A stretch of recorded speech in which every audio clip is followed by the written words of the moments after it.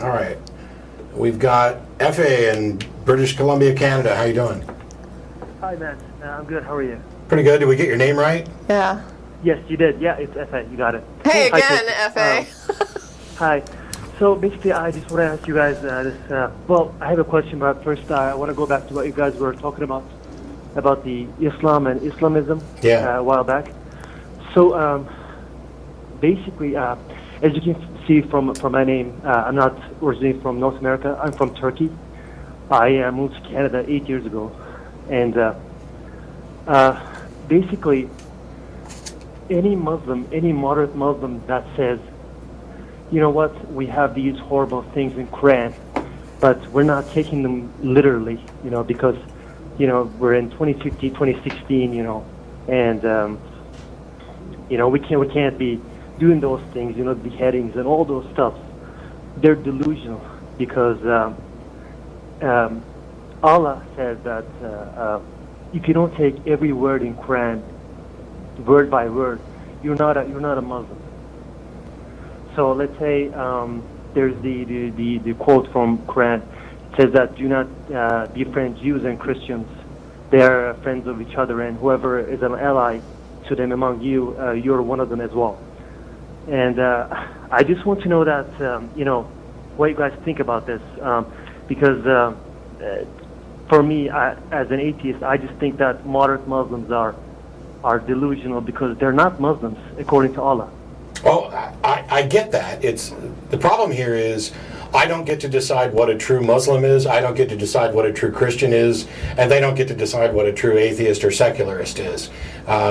It's a complicated mess, and you could make this same argument, by the way, about Christians, where I think it's in Timothy where Paul says that all Scripture is useful for teaching and instruction, and there's other verses about not changing anything, and yet they do. Yeah. And so at the end of the day, if there are moderate and liberal Muslims even who disregard parts of the Quran, I don't care if their holy book says or can be interpreted to say that they're not real Muslims. They're better people.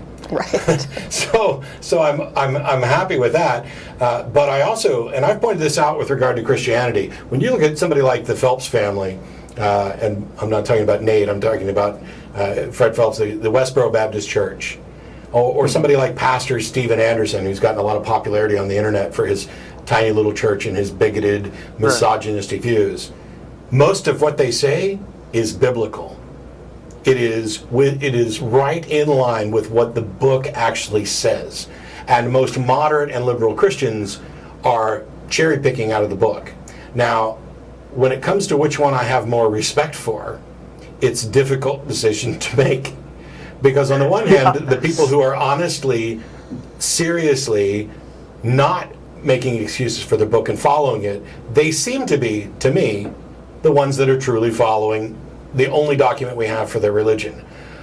On the other hand, I have respect for the people who said, you know what, that stuff's crazy and evil, and we're not going to do that. And so as human beings, I have greater respect for those that have set that aside. And the same is true with Islam. So, I mean, we can say, okay, they're not real Muslims.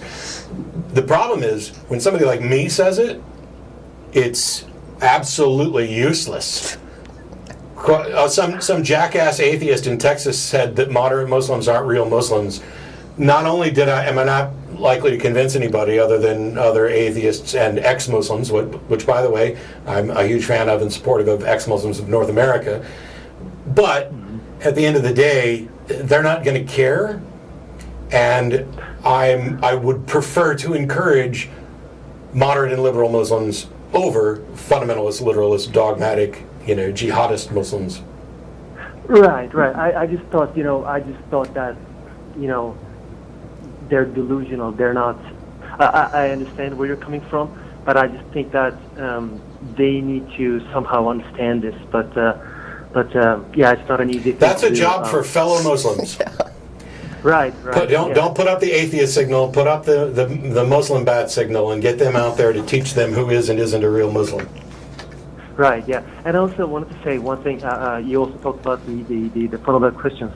As someone from Turkey, when I look at the fundamental Christians, let's say in southern states, and the moderate Muslims, the fundamental Christians look like liberals when you compare them to moderate Muslims, actually. In many ways, they don't realize this, but I think it has its roots to the Reformation Christianity went through in Europe. Yeah. And so when the fundamentalist Christians think that, we believe in Jesus, we're fundamental and all that, actually they're not that fundamental when you compare it to Islam. So I don't know. I just thought I would. No, there was a really good article written by Christopher Hitchens before he died. That was, I think it was called "The Taming of Islam" or something like that. But it was about the idea of how violent and oppressive Christianity was during the times it had power, and how it has just sort of been socially tamed. And his point is that, Islam is kind of at the point where Christianity used to be, and we have to socially tame it in the same way. It's about, Christianity was dragged kicking and screaming out of the Dark Ages, and now we need to help the world do the same for Islam, because in many ways, it's trying to revert to its darkest ages. I recognize that, and it's like what I was talking about earlier, a lot of it has to do with power base, and Christianity is currently in a position where, despite the fact that it has the numbers, it has a culture that has benefited from the Enlightenment surrounding it, and helping to establish and encourage the laws that protect freedom of religion, and also make sure that we don't have too much entanglement between religion and government. And where I think one of the biggest problems with Islam is where it becomes a theocracy, and where people are actively fighting and killing to make it a theocracy. Right. If dominionists in the United States ever got armed and tried to rise up to make the United States a Christian dominionist country, we would be in roughly the same position that some others are in, and they would get their ass kicked by the U.S. military, provided they hadn't actually infiltrated the military, which is what they've been trying to do. You get all the problems of the Air Force Academy and other things. This is dominionists trying to get their like-minded people in control of this. Unfortunately for them, their little attempt at a conspiracy isn't likely to work, because most people are decent and have moved beyond that. Right. Well, you say most people are decent, but I think it's got to do with the fact that Christians have no problem admitting that Bible is a collection of stories, and they say teachings of Jesus, whereas for Muslims, the Quran is literally the word of Allah. I don't think you went to my church. Yeah, it depends on who you talk to. There's plenty of preachers who are happy to tell you in their congregations. There's actually this guy who put out a challenge to atheists. I think David Smalley took him up on it, where he actually listed the number of words in the King James Version and stated that it wasn't inspired by God. It was literally the words of God. God breathed. And then he backtracked. Yeah. He backtracked on all of that within the first 7 minutes of David talking to him. But you had a question about kind of reverting to theism in stress times. Right. So probably it's going to sound weird after all this conversation, but here's the problem I face. I'm an atheist, but whenever I face with high stress situations, let's say I'm on a plane, I'm a nervous flyer, the plane is about to take off, I lose all this rational thinking, and this fear sets in, and I think about, okay, you know what, maybe there's a God, maybe, and then I, even though, this is not, let me just say this, it's not happening because of lack of knowledge. I did countless hours of research on universe and evolution and origins of life. So it's not that I lack knowledge. It's the fact that I lose all that rational thinking because of the fear. Sure. And another situation was I had some heart arrhythmia, and whenever those episodes came, my heart would go up to 250 beats per minute for a couple of minutes. And then it's fixed now, but I felt very close to death in those couple minutes. At 250 beats per minute for a couple of minutes, you probably were close to death. Yeah. Yeah, exactly. So what do you say? Does it make me a lesser atheist, or Yes. Yes, it absolutely You're does. not a What's real wrong with it? atheist. Of course not. No, what this is what you're describing is fear. Fear messes up your head. And this is why I tell people all the time to pay attention at the ways that religion tries to make you fearful. There's a reason that they want to keep people in fear. Right? The more I can keep you afraid that any misstep. I was thinking about a week ago about some of the really stupid things that used to occupy my brain as a Christian that I was very, very concerned about, right? And I remember there was a situation where somebody was talking about swear words, right? And I can remember more than one occasion where I was involved in what we thought were, really substantial debates about whether or not, God was okay with you using substitute swears like darn instead of damn. Was that going to be all right? Or was that, just as bad? And if it was just as bad, you don't want to go to hell for like saying darn, so don't even say darn, And I'm sitting here thinking, this is the kind of stuff that it makes you so afraid of any misstep, right? That you run around worrying about crap like that instead of putting your mind to real use. And if you're so afraid of retribution that this is the kind of things you're worrying about 24/7, you don't have time to sit around and really think like, well, is this real? Right? That's not even crossing your mind. You just don't want to go to hell. So they also use pressure, right? Like the guy that called at first, I was trying to get him to think, like, what is the pressure to make you believe something? Why can't you wait until there's evidence that is convincing? Why do you have to make a judgment now on whether or not it's true? Because they sell you, it's like the used car salesman, and I've used this analogy before, it's like this great deal on this car, but you need to sign today because this isn't going to last. And there were two people looking at it just an hour before you showed up on the lot, and it's pressure, right? You put people under pressure. You make them afraid when they start thinking, wait, we're going to lose this car. This is a good deal. You don't want them to go off and look at other car deals on other lots, so you tell them a couple other people were just here, and I think they went to their bank to look at financing, and they're probably going to want this car. You sure you don't want to buy it right now? Right? So you don't want to wait, because what if you wait and you die and then there's a hell? And so you pressure the people, and you try to use the fear to force them to make a judgment, to make that call on whether or not it's true, because otherwise, if there wasn't this pressure, everybody could just sit back and say, maybe they won't figure out if there's a God before I die, but oh well.